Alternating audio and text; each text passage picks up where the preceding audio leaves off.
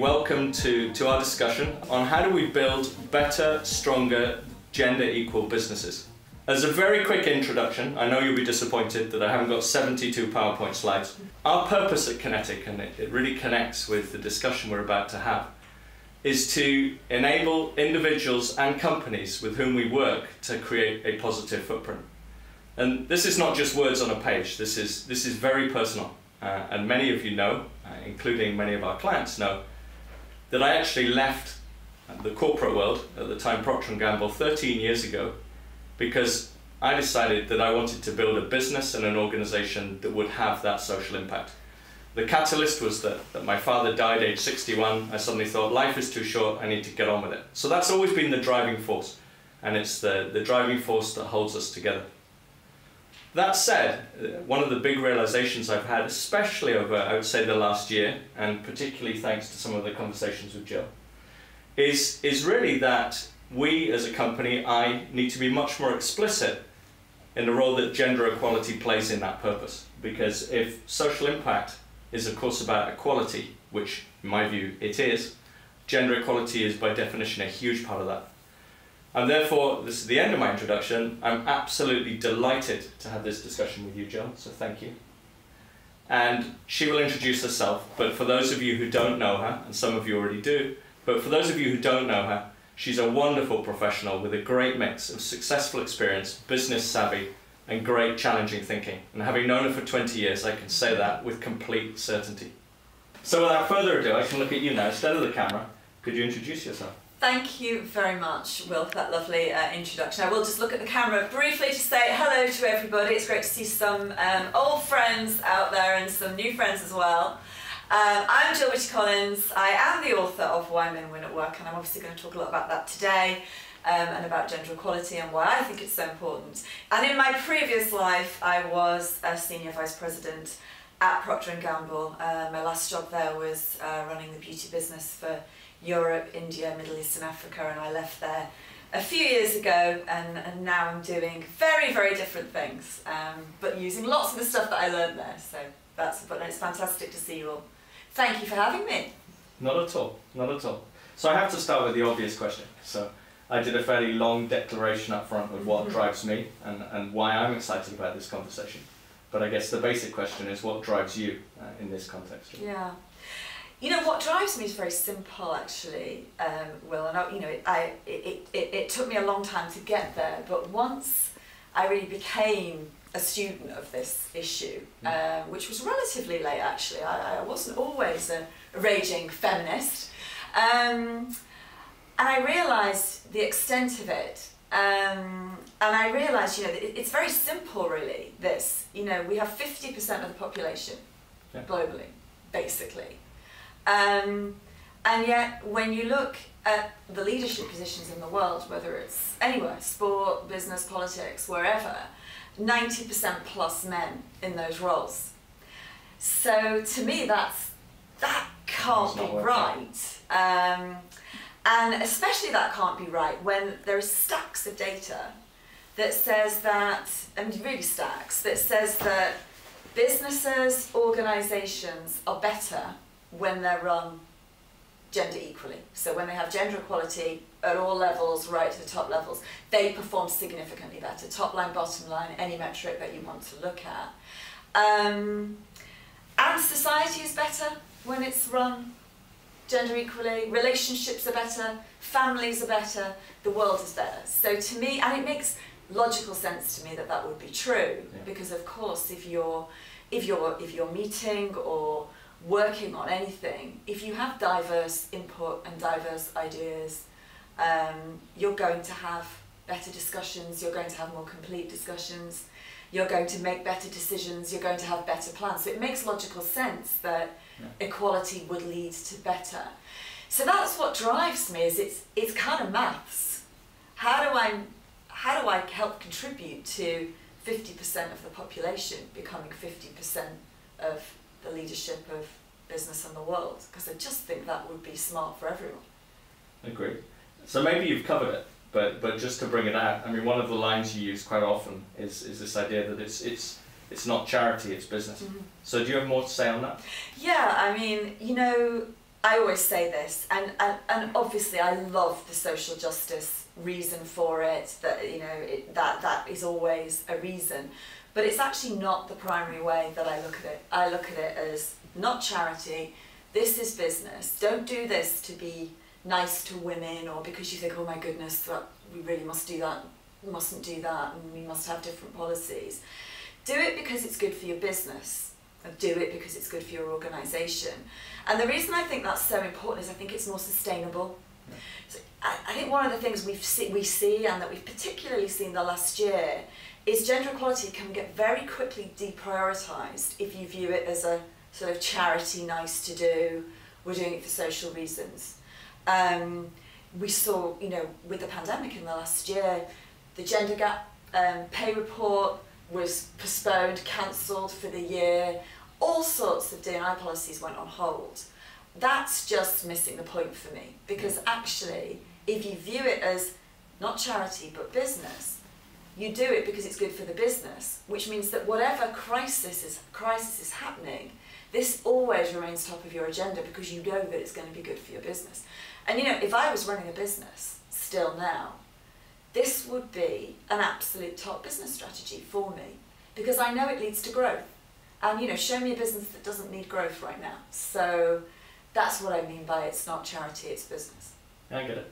But you know, to push on that a little bit, we know it. There are many intelligent people out there who know it. There are some who have good intent. Let's even pretend the majority have good intent. Mm-hmm. So why do we still have this gender inequality if most of us know this already? And you know, by the way, I do believe that the majority have good intent. You know, and I've become even more convinced by that since writing the book, based on the people who've written to me, and so many men who've written to me. And you know, there are clearly a lot of what I call femanists with an M-A-N out there. There are a lot of good intentions, and there's a lot of, you know, a lot of work that goes on here. And you know, I do not believe that most men wake up in the morning, jump out of bed and say, how can I build the patriarchy today and destroy as many women's careers as possible. I really don't believe that's what happens. I believe bad men, there's a chapter in the book called A Few Bad Men, they're absolutely the minority, in my view. So yeah, so why does it happen then despite those good intentions? And why does it happen despite, you know, the fact that we've got this pool of phenomenal women? There is actually a simple answer. There is 200 pages, there is actually a simple answer. And the simple answer is that when decisions are made, when the decision is being made about who to give a job to, who to give a promotion to, who to give a leadership position to, in most instances, and let's argue at senior levels, 90% of the time, the job is given to a man because the person making the decision believes that the man is better.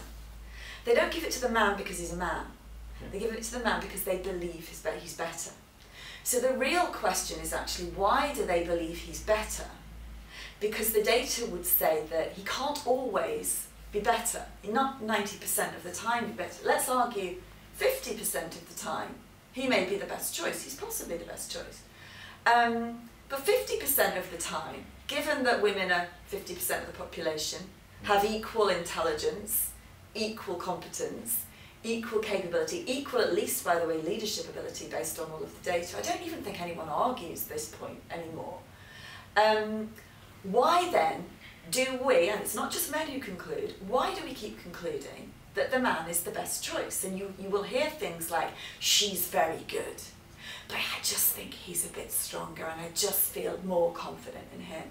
So the real question is actually, why do we conclude that? And that, then you get into the very complex answer, because that is all sorts of invisible, subconscious, unintended things, unintended barriers that are leading us to draw the conclusion that the woman isn't as strong as the man, even though she absolutely may be. Things like the invisible power of culture that I talk about, competence versus confidence, the umbrella theory, all of these things combine to create what I like to call the invisible ceiling, because I don't think it's a glass ceiling, because I can see glass, and I can touch glass, and I can smash glass. invisible is a little more difficult to get your hands around.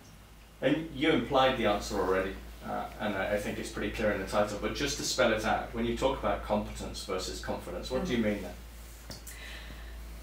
Competence versus confidence. I mean, it's at the heart of so much of this. Here's the thing about confidence, right? Confidence gets a bad press, but we all love confidence, right? We love confident people. It is completely human to love confident people. If somebody's confident, we trust them. We give them work. We give them projects. It's natural. The problem with confidence is that for lots and lots of reasons, generally, and it's a generalisation, you have to generalise when you talk about this because you just have to. For many, many reasons that start in childhood, women are less generally confident than men. And so you have a situation where if we're attracted to the confidence, but actually the women, for whatever reason, are not projecting the same confidence, but behind that confident curtain, they're very, very competent, what can happen is that we miss their competence. So we see the confidence, we choose the confidence, and we miss some incredible competence that's maybe being quiet or doesn't have as much share of voice or is just not putting itself forward for whatever reason. And so that's one of the reasons why we sometimes can not make the best choice because we're choosing confidence instead of competence. Got it, thank you. I'm going to ask one more question, then I'm going to open it up for other questions from the audience. But, I mean, you talk about a few bad men, whether it's a few or not, but let's just dig into that a bit. How do you deal, how do we deal, how do our clients deal with the underground sexism, but you know, beneath the polite surface? There's a book in that, by the way, Underground Sexism. I think it could be the next sexism book, but it's really dangerous, this underground thing. And I think it's happening. I'm not saying it's happening everywhere, but I think it is happening because we are pushing some of this underground.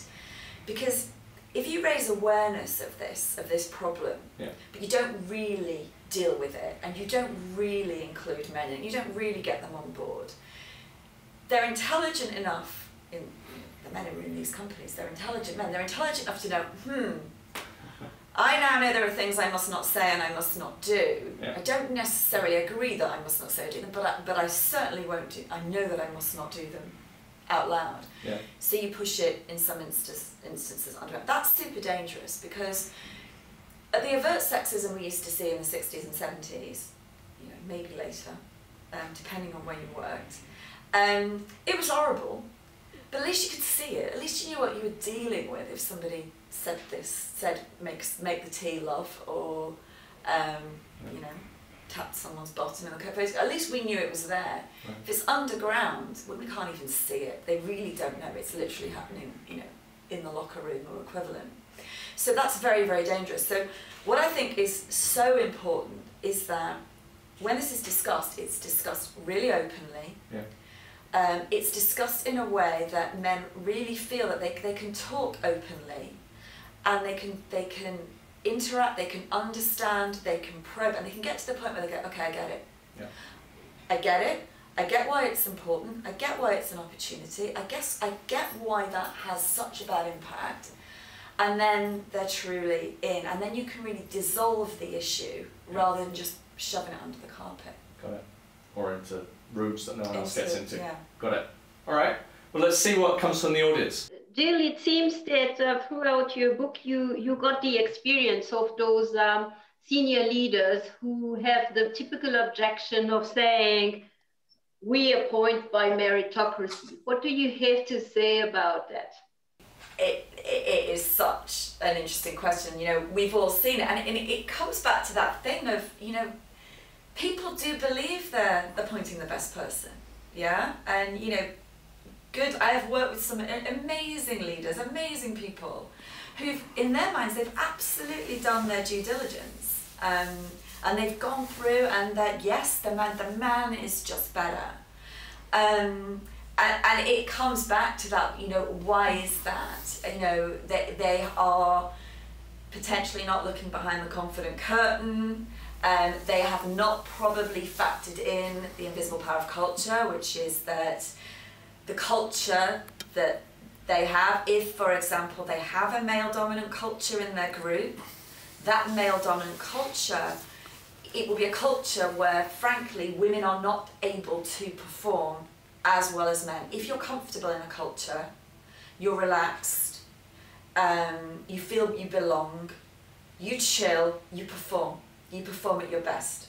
And the opposite is true. You cannot be your best. You also, by the way, are less authentic in a culture that isn't your own, because it's so difficult to resist that temptation to try to fit in, to say, okay, what works around here? And then what you see is people copying other people's strengths and behaviours rather than using their own. And we all know that at the end of the day, and I'm a massive fan of StrengthsFinder, I think it's a brilliant, brilliant philosophy. We are at our best when we use our own strengths. So if a culture prevents somebody from showing up, performing at their best, being authentic, we're always going to feel like that person's just not, there's something a bit off there, and that person's just not quite as strong. And so we conclude he's better, she's not so good. But what we're actually seeing is not performance. What we're actually seeing is comfort and confidence in a culture. So there are lots and lots of things that happen, but I think it's really important to recognize this and be aware of this as leaders, that when we feel, even when we feel we're really doing the right thing and we really got it and we really made the right best decision, we probably didn't, or we possibly didn't. Thanks, Gill. I come from the oil and gas industry, which is not the most popular industry at the moment, but there you go. And I had a 35-year stint in that industry. Now, I completely agree with what both of you say, particularly what you say about gender equality or the lack of it. But I've got a couple of questions, really. What we saw in the industry that I was in is that in the technical areas, it was impossible to push gender equality because there weren't enough female engineers to just make that happen. So that was one thing. Whereas in the other areas, such as HR and marketing and sales, it was much better, to the tune that it actually went almost the other way, which is also fine, by the way. And by the way, my best bosses were female, without any doubt. So is there something that has to do with, you feel, the type of industry and the sort of work that perhaps is less attractive?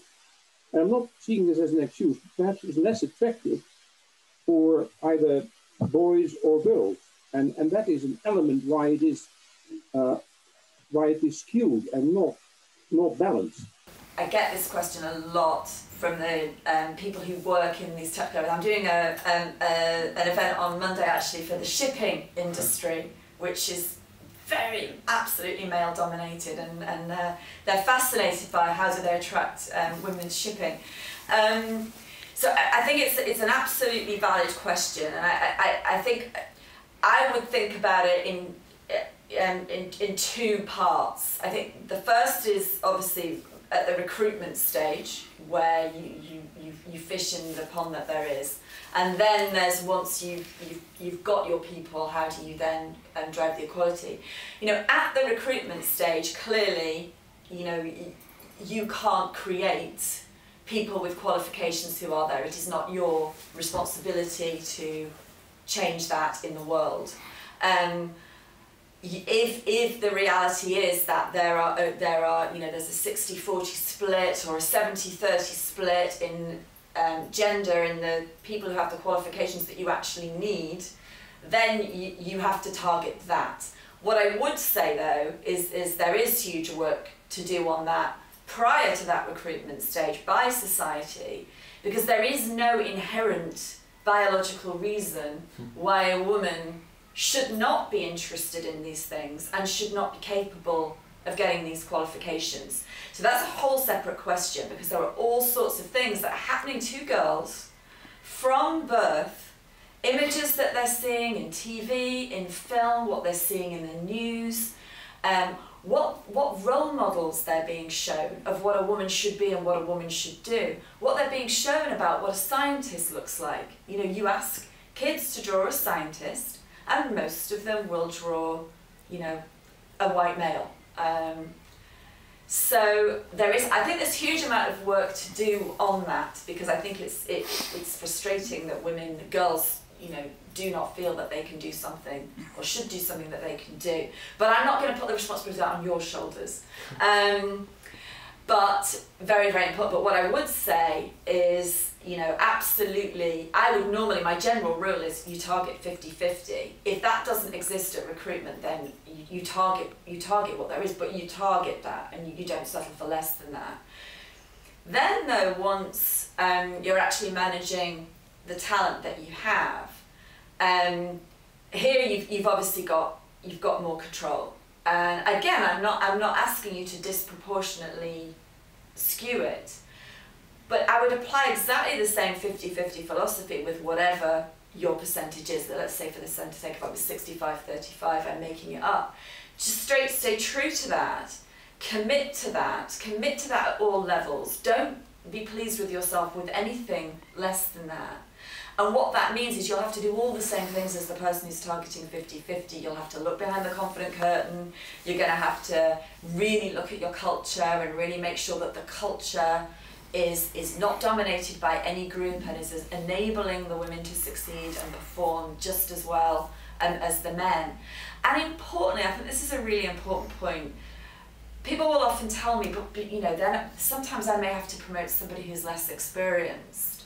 And I would say yes. Absolutely, sometimes you do, because I don't actually, this is going to be a provocative statement, I do not believe that the person who's been doing something for 20 years is necessarily better, more competent, or has more potential than the person who's been doing it for 12 or 13 years or whatever. Mm. So I believe that but it should be his job because he's been doing the current job longer. I don't buy that at all. I think it's really about looking at the ability, looking at the competence, and looking at the potential, and just having that mindset of, you know, I'm going to catch myself before I fall into the trap of assuming that the man's going to be the best choice, because for all the reasons we've talked, I promise you that is probably going to be your instinct. So you'll have to fight it. Does that answer the question?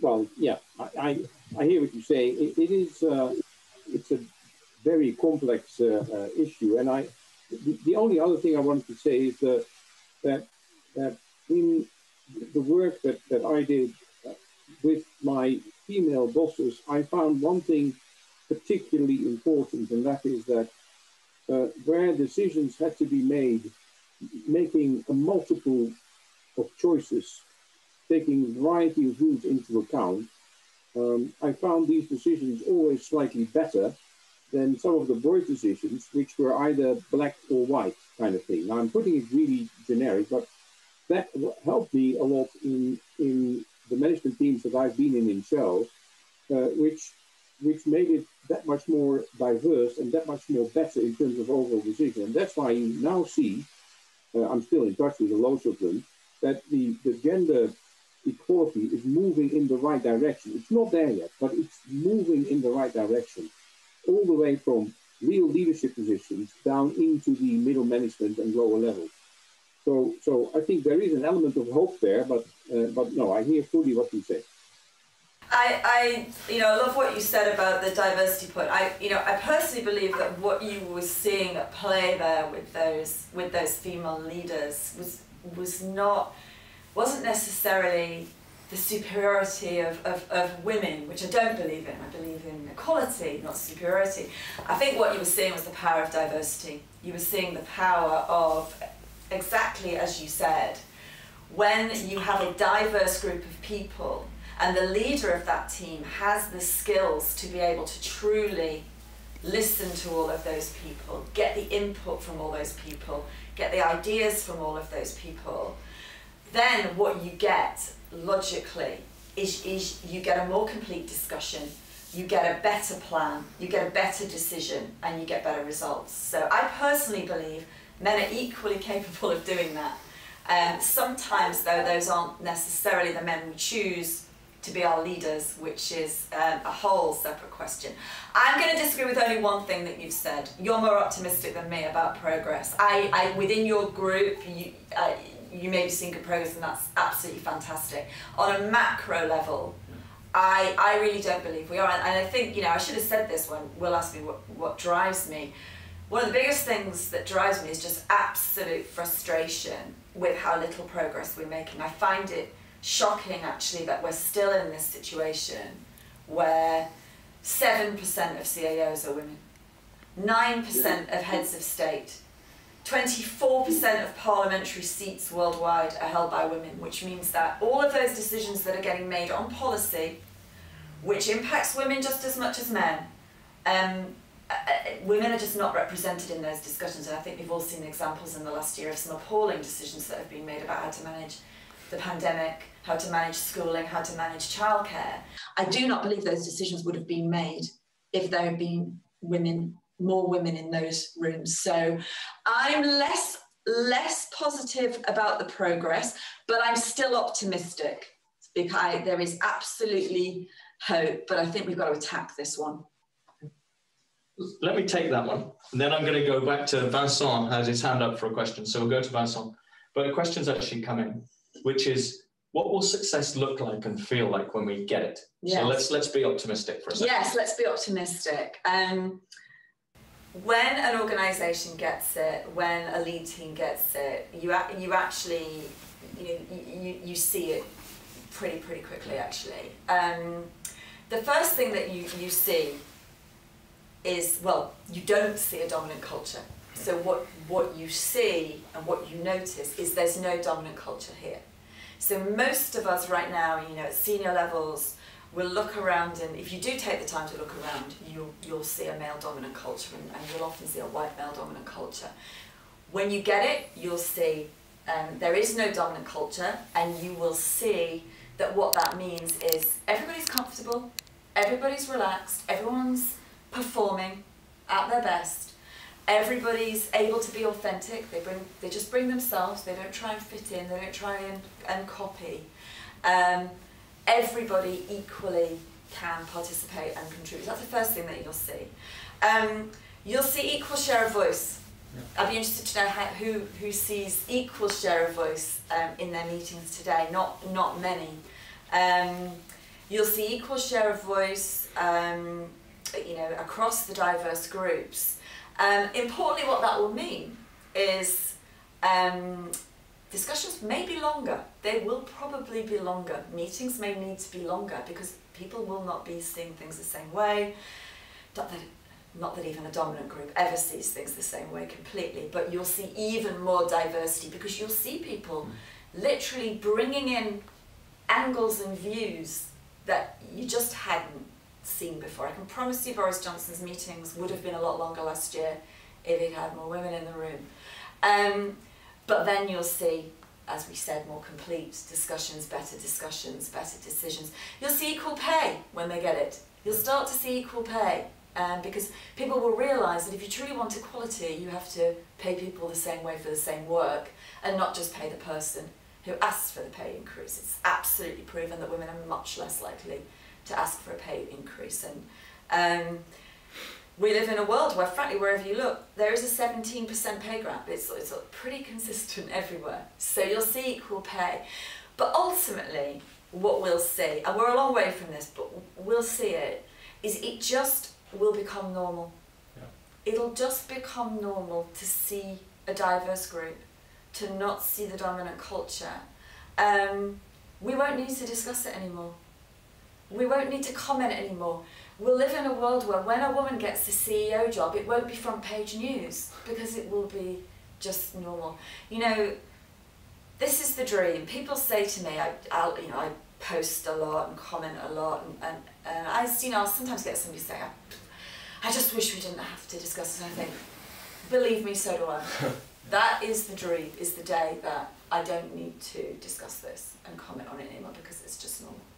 Gill, yes, just building on what Valerie said earlier on, if the the person who's got to be chosen is not always the one who's going to be the best as a leader, but if we aiming at diversity, meaning that you've got someone like a female person, for example, who would help the group being more representative in terms of society.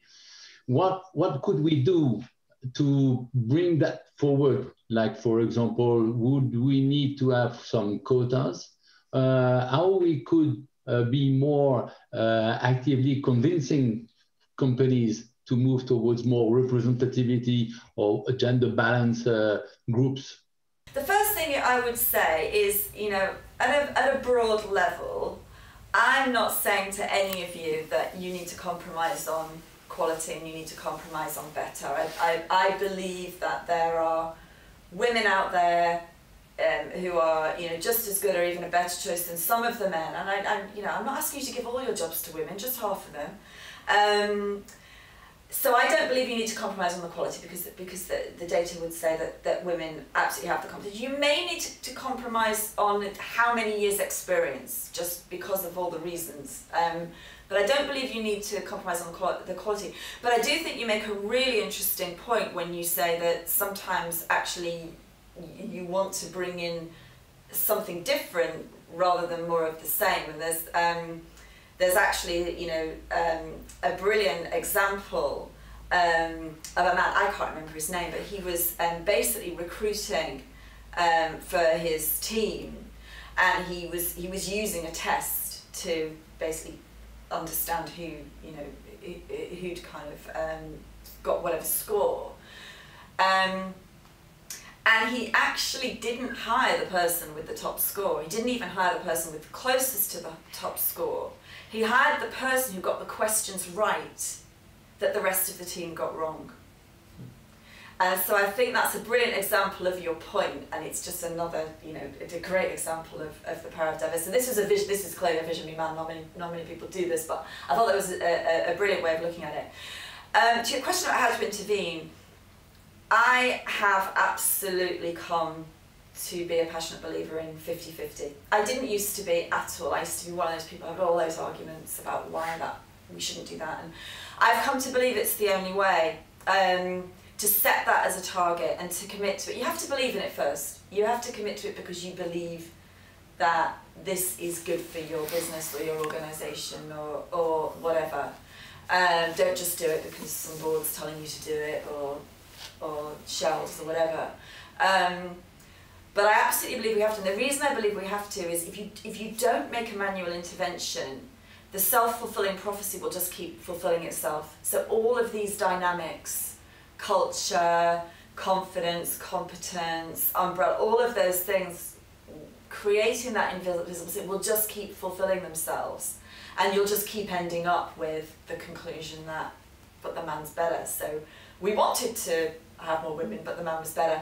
So I've actually come to believe that you have to set that target and say, and I with the caveat of the tech example and, you know, obviously what's available at recruitment, but you have to set that target and say, right, you know, we're all in. I am, you know, I'm P&G trained, and one of the things I was trained on my first day was you get what you measure, and I absolutely believe in it, and I absolutely believe in the opposite, which is you don't get what you don't measure.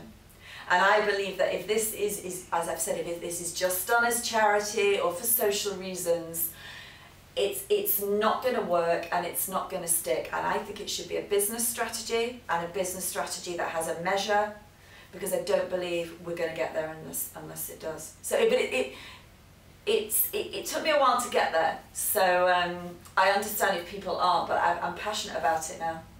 And if anyone, I get livid when I see people celebrating, we've got 30% of women on the board. You know, we're there. It's like, excuse me, how is 30% equality? I don't really get that. So yeah, I'm there now. I'm evangelical about it.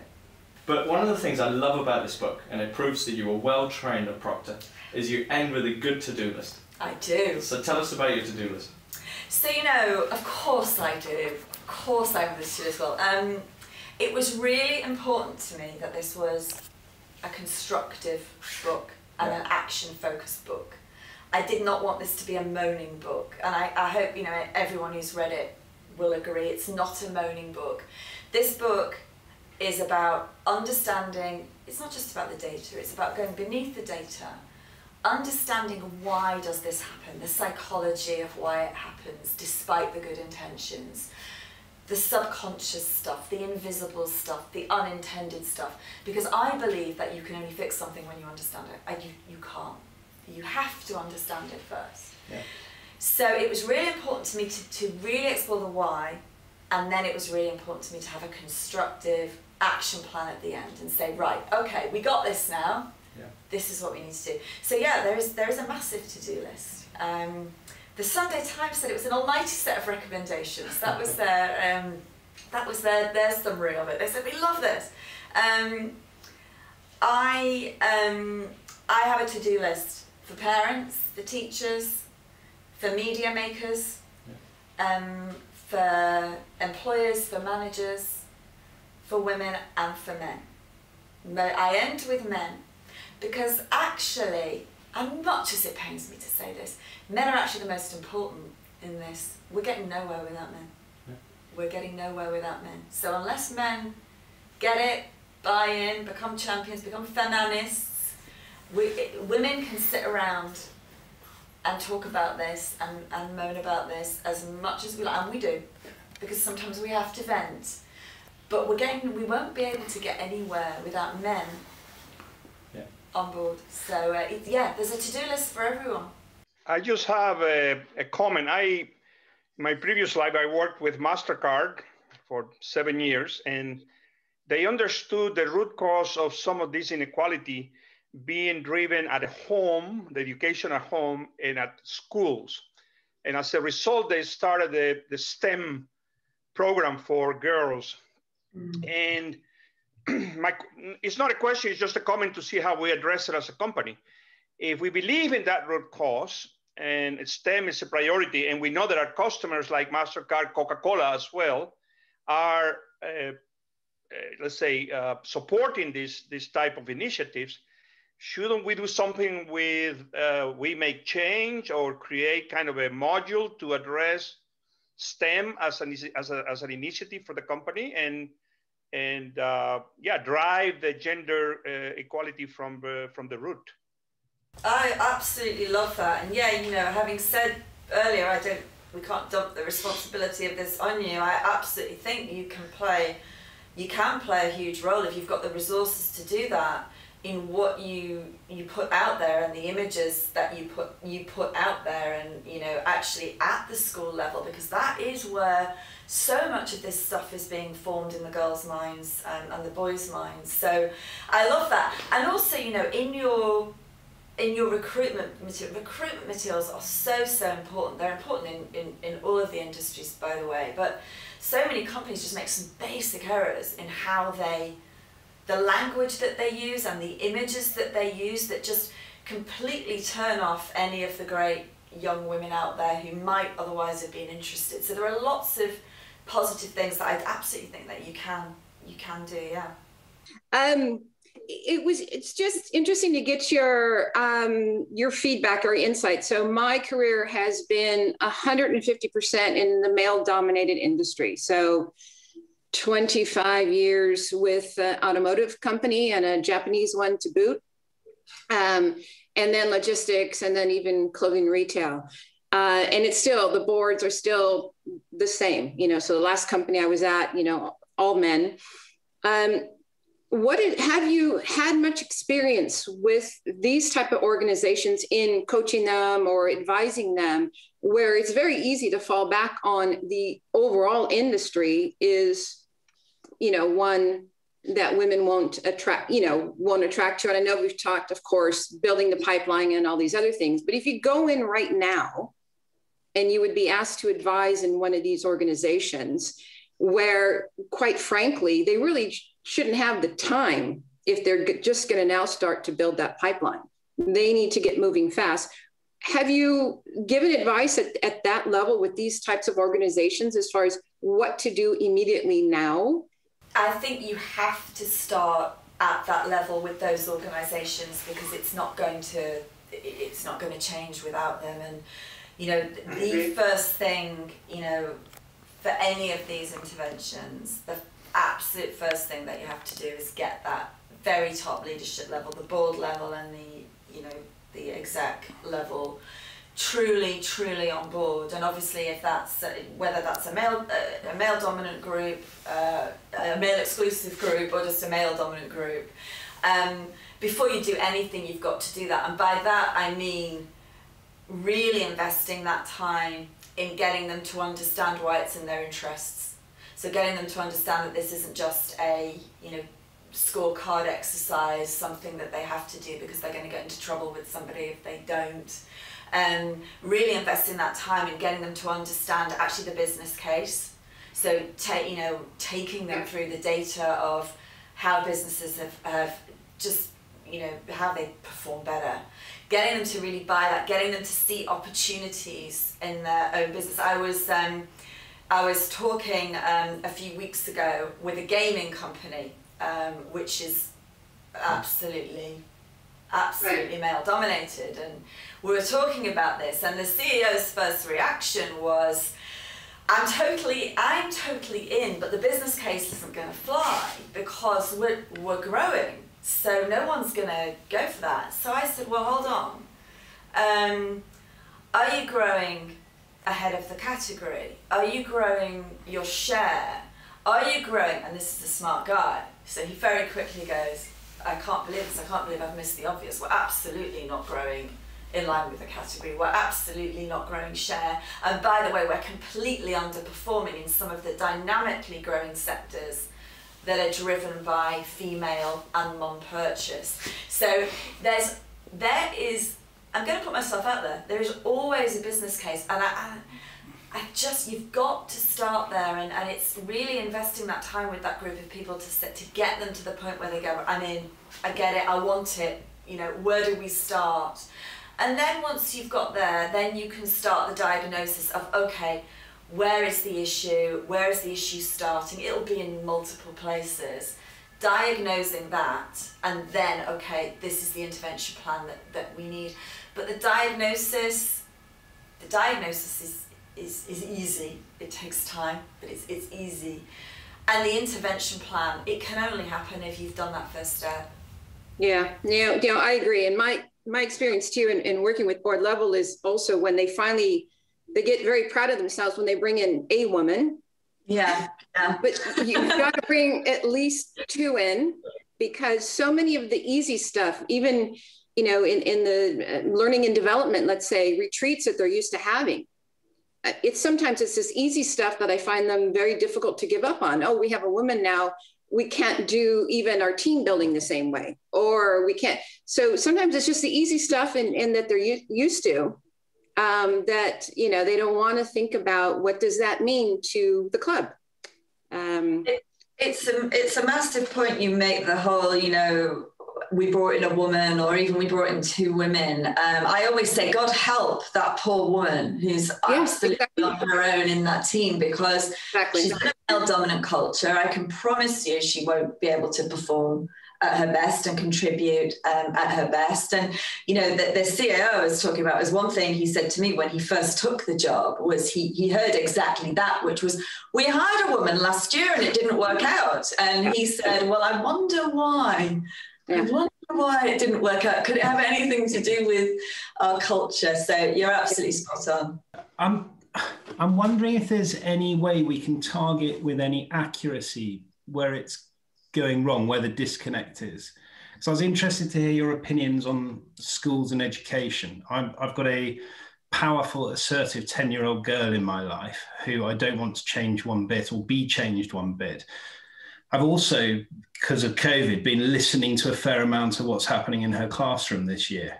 And it strikes me that there is a very gender equal bias in everything she's undertaking at the moment. And I'm imagining from my experience of millennials that when she gets to the sort of university age, that is also an inclusive, gender equal environment. So where is the disconnect between that and ultimately what you've experienced in your life? There's a brilliant quote from Melinda Gates, which is, "We're still sending our daughters into workplaces designed for our dads." I think it's a brilliant quote, but it is a massive problem, and I talk about it a lot. We are quite rightly bringing up our daughters and our I don't have a daughter actually, but I know many people do it, bringing up their daughters to be confident and to not question for a second whether they're equal to any boy or any man. That's certainly how I was brought up. And absolutely we must do that. But it's a little bit of a shock when they hit the workplace because they're not actually expecting it. And actually the Obamas talked about this in a podcast recently, that they know they've done this with their daughters and they're concerned. It's going to be a shock when they hit that workplace. And it's not necessarily... for me, I didn't see it for a very long time. It really will depend on the woman and the work she's doing and what organisation she's in. She will hit it at a different time, but at some point, if she progresses her career, she will hit a male-dominant culture. I was talking last week to a guy who used to run Hearst magazines, and he was telling me that that was an entirely female-dominated industry. There were just women everywhere, except at the management level. You went into the boardroom, one or two women if you were lucky. So your daughters will hit this at some point in the workplace, and the key thing I think is we got to work on that. But that's not going to change overnight. So I would advise anyone who knows a young woman, tell her she needs to be aware. She needs to be aware of the barriers. She needs to be ready for them. She needs to be prepared to manage them well. Because actually that will also contribute to the cycle. If she manages it well, I'm not dumping this on women, I'm absolutely not. But I didn't always manage them well. And I would like, people say to me, I wish I'd read your book 10 years ago. I say, my goodness, I wish I'd read my book 10 years ago. I think getting them ready prepared for the fact that the workplace will not necessarily look like her school or her university or wherever is really important. I was looking in parallel, 35% of females on STEM subjects at university. This is 17, 18, 35% STEM, and it drops down to 19% in engineering. So I suspect that the problem is actually at the school level. I studied engineering myself, and the numbers were well below that, which is why I was interested to see where it is now. So I really think that if we want to fix this in the workplace, work has got to be done on STEM and particularly engineering at a much, much earlier age. I'm curious to hear your view about what is the one thing that we could take from the societies that have consistently been better at gender balance. And I mean probably Scandinavia, even Switzerland to a degree. I'm not Swiss, by the way. What is the one thing that we can learn, that we could take, we consultants, we trainers could take away and work on with our clients on mindset? I mean, you're right. The Nordic countries are better. They're not perfect. They're not where I want them to, but they're definitely better. And I think there's one massive thing we can learn from. I am going to quibble with you on Switzerland, though. And women only got the vote 25 years ago in Switzerland, I think. So. Yeah, but they have a women president. I don't want to get into a fight with any Swiss uncle.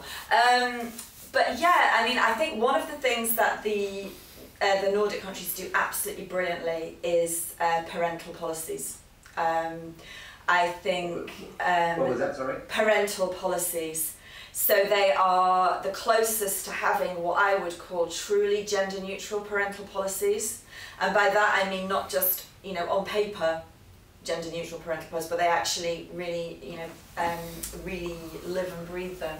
And that is so important because, I think we all know that women take generally 80% of the unpaid work at home and for the family, even if they have their own paid job and their own career. And that doesn't add up.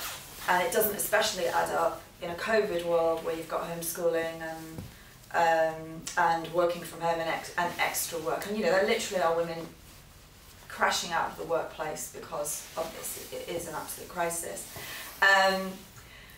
Equalising, I really, really believe that until we have 50-50 at home, we won't have 50-50 at work.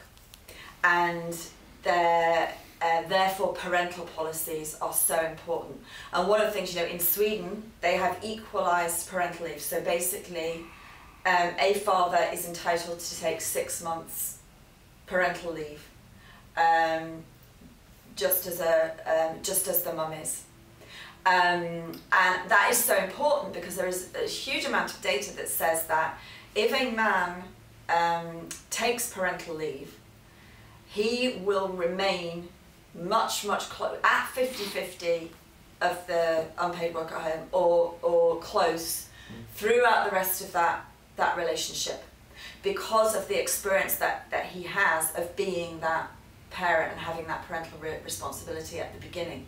So this is not just about sharing the load in that first year, it's about sharing the load throughout the life. And by the way, it leads to strengthening of relationships and all sorts of other positives. And the one interesting thing I'd say though, as good as they are, you know, I know I have friends in Sweden and I have friends who have taken this, and even there they still faced a lot of jokes from other men in the workplace about them taking this, and oh, you're going to be drinking lattes all day, and that they somehow weren't taking their career seriously because they were taking up this parental leave. And that has to stop, and that's what I mean by it can't just be a policy.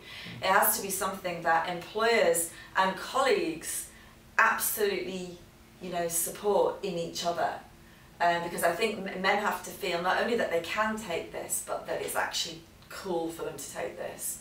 I think we've all got a huge role to play in that as well. My question is more to what extent you believe as women we have to change the way we think and the way our understanding of the gender issue has to shift in order to play more of a role in helping other women succeed, whether that's through mentoring. To what extent are we victims or are we our own worst enemy? And we need to shift the way we think about this issue too to move ahead. It's a great question. There are lots of things I think women, by the way, can do and can be more savvy about. The umbrella theory, the confidence thing that we've taught. But to your specific question, this one is on women, right? I have a chapter in the book called Sisters Are Not Doing It For Themselves, and it is exactly about this. Now, I think we've all experienced amazing women who've been, you know, in the sisterhood. They've supported us, they've helped us. This last year for this book, I can't tell you how many amazing women have helped me, you know, and in the workplace. But I'm going to put myself out there and say that every woman on this call will tell you that she's experienced the senior woman who did not support, did not hold the ladder down for her or for other up-and-coming women, or shook the ladder so violently that nobody had a chance of clinging onto it. And that has got to stop. And you know, we can't change those. There are lots of reasons, by the way, that this happens, and it's often it's actually sad. There are often backstories. There's a lack of confidence. There's a scarcity mindset that's driving fear. So I don't want to judge harshly, but I would say that, you know, as women moving forwards, I'd like to hope that when we're in a situation where we can support and sponsor other women, we will, because men do that for other men. Men do it for women as well, by the way, but men do that for other men. So if men have 90% of the leadership positions and they support young men, and then women have a tiny few of the leadership positions and they don't support younger women, then this is never gonna work. So you're totally right, we absolutely have to do this. This is on women, and by the way, it's embarrassing because men see it. Men tell me, we know this happens, we can see this happening. So yeah, I have some stern words to say on this to women at the top. There are definitely some things we need to get our act in order on. Thank you. That is 1 minute past 2. I have genuinely found this an absolutely fascinating app. I'll admit up front I was a little bit nervous, and you didn't know what I was going to say. Within 3 minutes, found myself jumping in the bath and loving it. I could see by the body language of everybody else in there it's the same. So huge thank you, Jill. My absolute pleasure. I could talk with you all day. Those are fantastic questions, by the way. It's brilliant to see people hear people asking these questions, because it's a journey to progress.